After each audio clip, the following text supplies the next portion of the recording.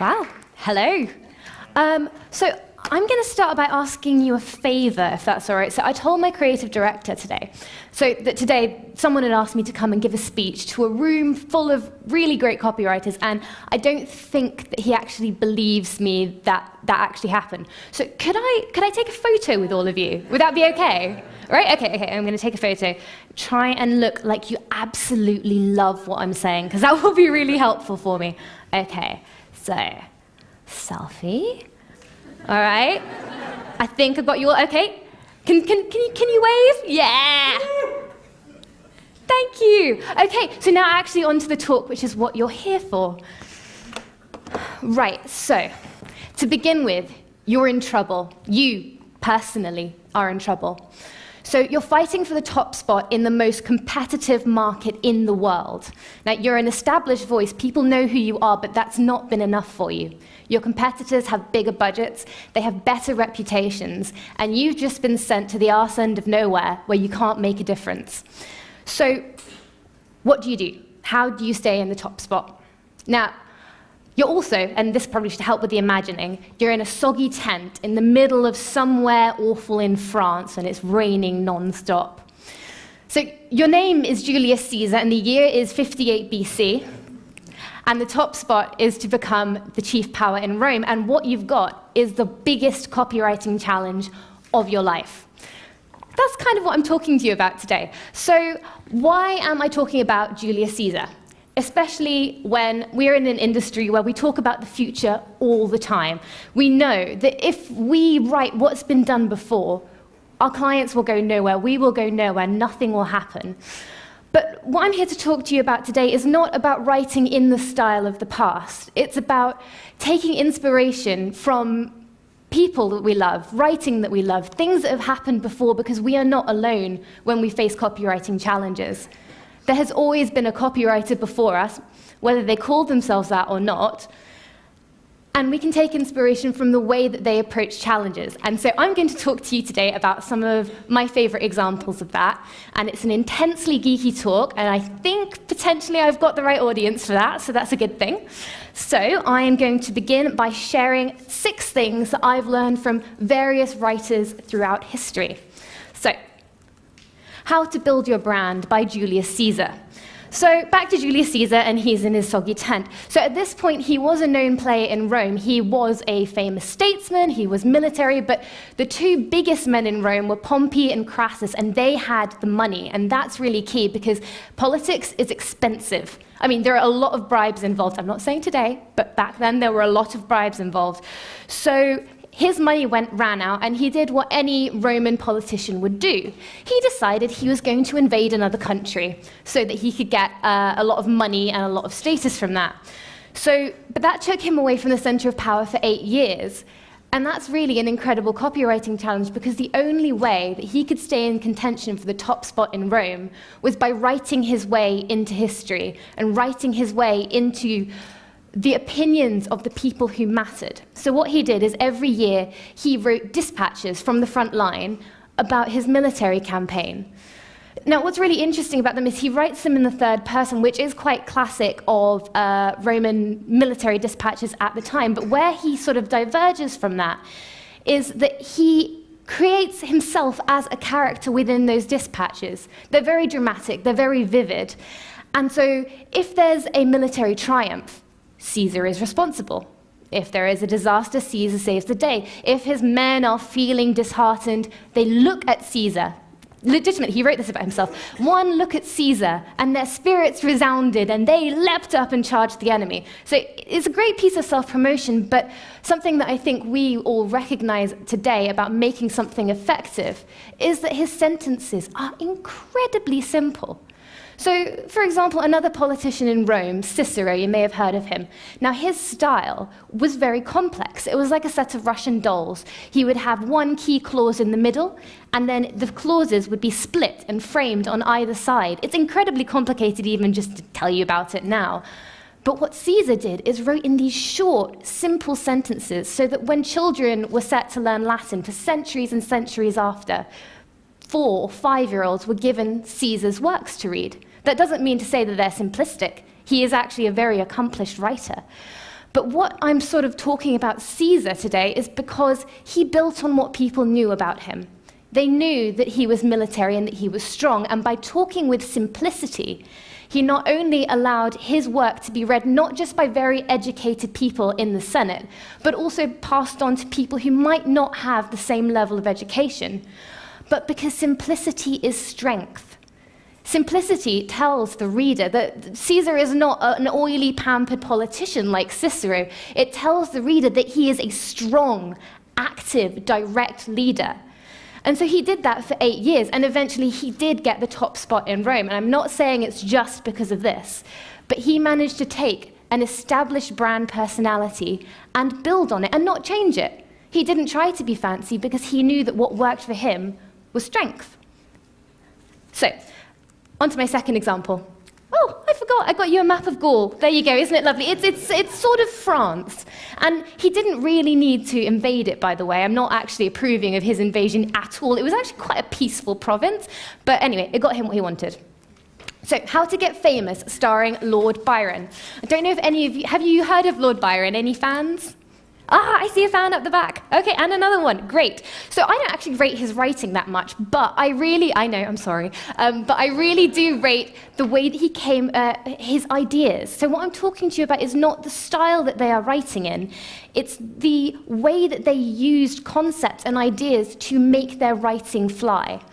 So if you're not an established brand, I think that Lord Byron is a great one to look at because his ability to create a unique image changed the face of English celebrity forever, in that he was the first celebrity as we know of it. So he was actually pretty obscure. So here's the story. In 1812, he released a poem called Childe Harold's Pilgrimage. And it was kind of like a gap year blog. I mean, it was him. He was a rich kid. He'd gone off for a year. He traveled Europe for a bit, da-da-da-da-da. And he wrote this poem about it, which he said wasn't autobiographical, but clearly was. But the reaction was extraordinary. So in his own words, he said, "I woke up and found myself famous." This is something that I think we have all chased for ourselves or for our clients. And from relative obscurity, he became the most famous man in England. Women would throw themselves at him. They fainted at readings of his poetry, which is not all that, and even served themselves up to him naked on a dinner table.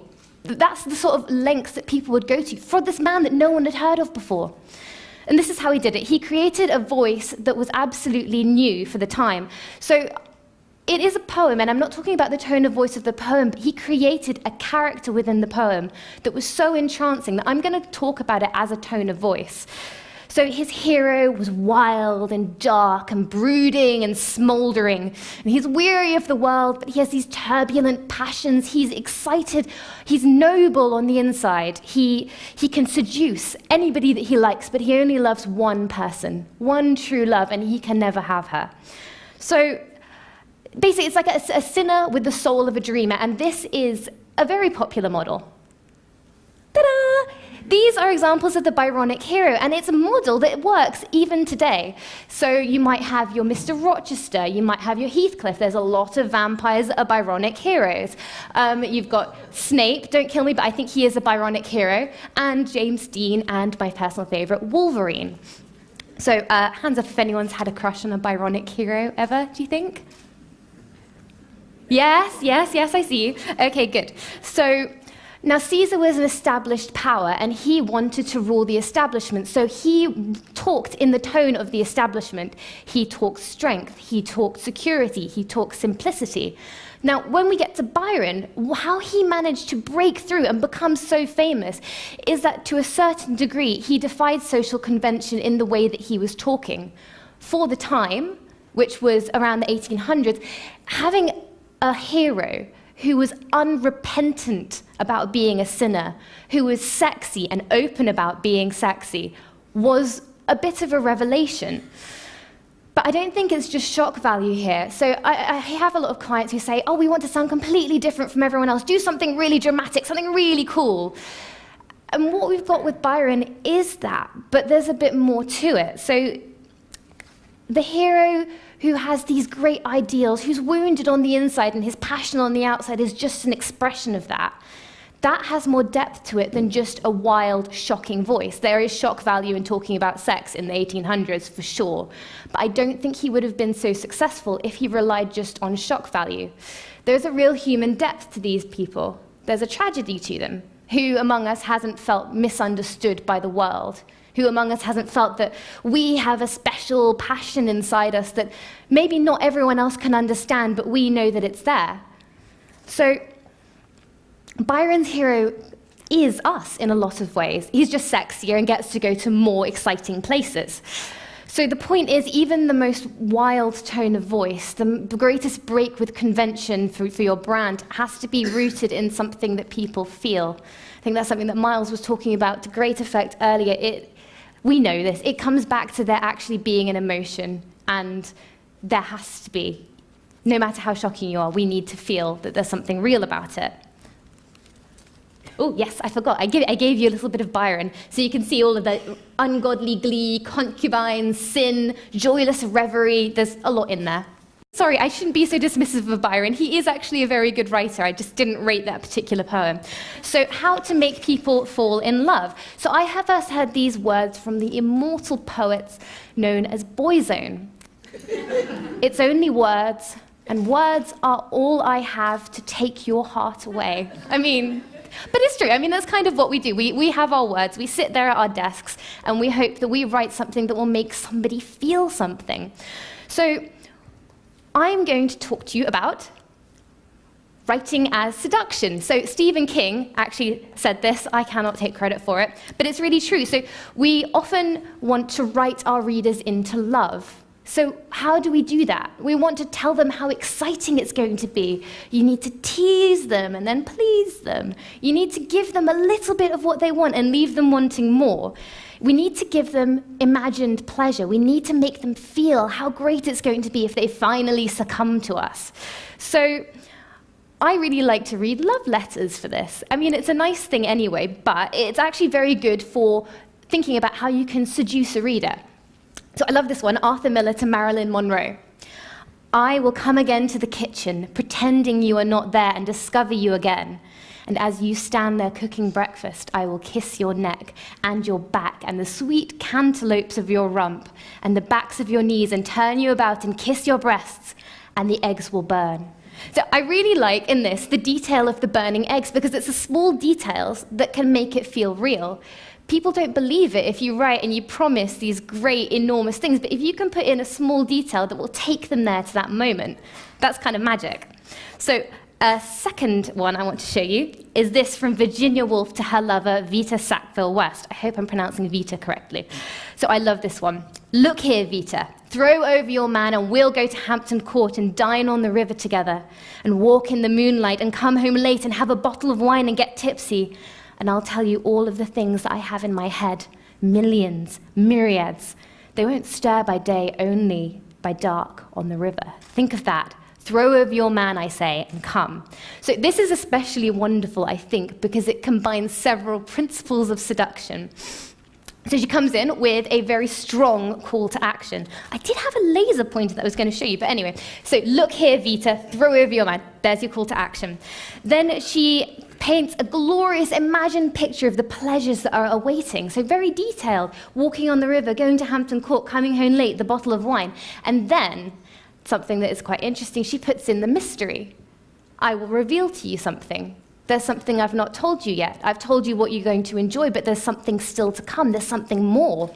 There's something I'm going to give you. And then she whams in with another call to action. Throw over your man, I say, and come.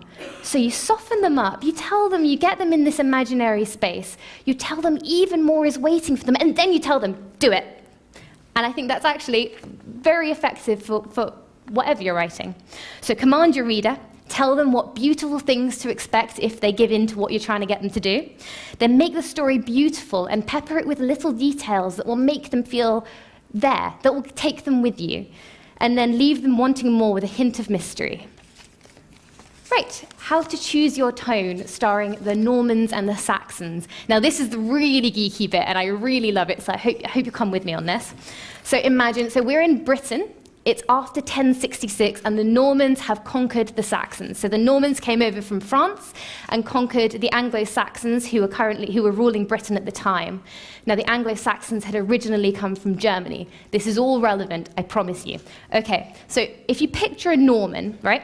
He's probably got a beard, he's in a really nice fancy castle, drinking some fancy wine, he's reading a fancy book. Okay, you've got the Norman in your head. So then imagine a Saxon. He's probably in a hut. He's got loads of really big, muscly, burly buddies, and they're all drinking mead or pouring on each other's heads or whatever strikes their fancy. So there you've got something that's actually really interesting, because English is a language at war with itself. Because when the Normans invaded, they didn't manage to change the entire language. They only got half of it. So the ordinary people still spoke Old English, which is based on German.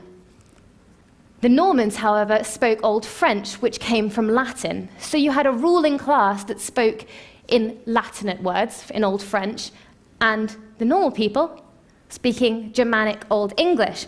And how that's useful for us is because it's a shorthand for creating tone of voice when you want it.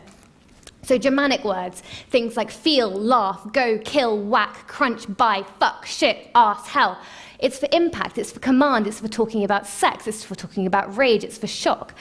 Now, advertising, there's a lot of Germanic words in it because we're quite an immediate business. We're writing to keep people moving. It's like a heartbeat, you have to keep it pumping. But when you look at Latinate words, liberal, memory, artistic, equality, articulate, conscientious, they can seem frilly if you overuse them or you use them in the wrong context. But it also creates an authoritative, expert tone of voice. So not many readers will necessarily know when they read a passage why it feels more active and dynamic and exciting, or why it feels more beautiful and able to express thought. But it really comes down to this. So advertising may be mainly Germanic words, but if you do look at Latinate words, it's a great way to construct, let's say, client presentations when you need to, put on an expert front, or show them exactly how expert you are, and or for things like, banking campaigns, people who need to appear to have intellectual prestige or authority. So, onto how to make them care with Charles Dickens. I find charity briefs really difficult. I don't know about you, but making people care is heartbreaking because it's really hard. And I know that because I get asked for money every day by various charities, whether that's in person, whether I see an advert. And a lot of the time I just walk past. And I don't think I'm a worse person than many, but the truth is it's really hard to make somebody care. So Charles Dickens was really good at this. So you may know his story. When he was young, his family got really poor. He lived in poverty, he was a child worker, and that scarred him for the rest of his life. And he spent his life writing to try and make people care, to try and change things. So his books, obviously they're great stories and they're very romantic and all of that, but there's a heart to them, which is really, really important. So Victorian Britain was kind of interesting because it was when people were starting to wake up to the realities of the divide between rich and poor. But that also meant that there was a backlash. I think that's quite relevant today. People were really comfortable not caring. It's the first time they've really been asked to care. And so it was easier for them to think, oh, well, it can't really be that bad for the poor. If it was that bad, surely they just work harder. It must be just because they're lazy, right? They're just scroungers. That was the attitude that he was fighting against. And one of the key weapons he had is he went to the places that were poor because he knew that people weren't caring because they didn't have to look, and he made them look. He wrapped it up in a beautiful story. He wrapped it up in cliffhangers and characters. But what he really did is he forced people to look at the stuff they wanted to walk by and ignore. So, The True Face of London by Dickens. He went to all of these places. He accompanied police escorts around the worst places in London because he needed to describe it as it is. Now, Dickens, he can be overly emotive, I know this, but I think it's really key to read this and listen to how he talks about it. Rooms so small, so filthy, so confined that the air would seem to be too tainted, even for the dirt and squalor in which they shelter. Every repulsive lineament of poverty, every loathsome indication of filth, rot, and garbage, All these ornament the banks of Jacob's Island. This is Victorian Britain. I mean, they covered up table legs because they were scared of looking at the table leg because they thought it was provocative. He used words like this to talk to a mainstream audience. He made them see what was there.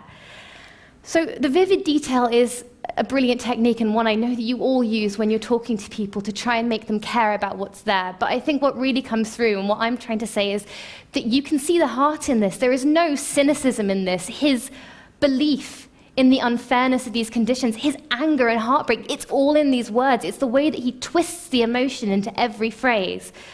So when we care as writers, we make them care, and it's hard to believe sometimes because, you write and you hope that somewhere, somebody's going to read what you've written and they will care.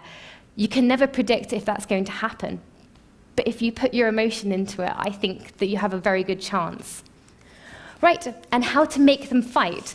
Now, this is sort of an interesting one. It's another behavior change one, but not like caring. If you want to make someone do something maybe a bit riskier, maybe take action.